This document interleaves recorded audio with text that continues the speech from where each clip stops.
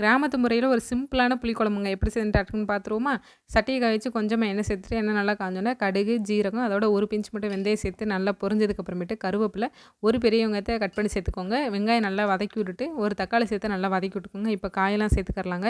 லைட்டா வதக்கி விட்டுட்டு மூடி போட்டு மூடி வச்சுக்கோங்க. எண்ணெயில கொஞ்சம் நேரம் வதங்கினதுக்கு அப்புறமேட்டு கொஞ்சமா உப்பு சேர்த்து நல்லா வதக்கி விட்டுட்டு, இப்போ மசாலாலாம் சேர்த்துக்கலாம். 1/4 ஸ்பூன் மஞ்சள் தூளும், குழம்பு மிளகாத்தூளும் சேர்த்துக்கோங்க. அப்படி இல்ல அப்படின்னா 1 ஸ்பூன் மிளகாத்தூளும், 1 ஸ்பூன் மல்லித்தூளும் சேர்த்து நல்லா வதக்கி விட்டு, முங்குற அளவுக்கு தண்ணி ஊத்தி மூடி போட்டு மூடி வச்சுருங்க. நல்லா கொதிச்சதுக்கு அப்புறமேட்டு புளி தண்ணி சேர்த்து மூடி போட்டு மூடி வச்சுக்கோங்க. அது குழம்புக்கு தேவையான தண்ணி சேர்த்துட்டு நல்லா மூடி போட்டு மூடி வச்சுங்க. இப்போ நல்லா குழம்பு வந்து கொதிச்சு கொஞ்சம் வத்தியும் வந்திருக்கணும். இப்போ ஓப்பன் பண்ணிங்க அப்படின்னா செம்மையாக வாசனை இருக்குங்க. முருங்கைக்காய் இருந்துச்சு அப்படின்னா அவசியம் முருங்கைக்காய் சேர்த்துக்கோங்க. வாசனை சூப்பராக இருக்கும். இதுக்கு சைடிஷ்ஷாக வந்துட்டு அவிச்ச முட்டையோ அப்பளமோ சூப்பர் காம்பினேஷனாக இருக்குங்க. இந்த குழம்புக்கு எந்த சைடிஷ் நல்லா இருக்குன்னு மறக்காமல் கமெண்ட்டில் பின் பண்ணுங்கள். அதோட நம்மளோட சேனலை லைக் பண்ணி ஷேர் பண்ணிவிட்டு சப்போர்ட் பண்ணி சப்ஸ்கிரைப் பண்ண மறந்துடாதீங்க. இன்னொரு வீடியோவில் பார்க்கலாம். தேங்க்ஸ் ஃபார் வாட்சிங். பாய்.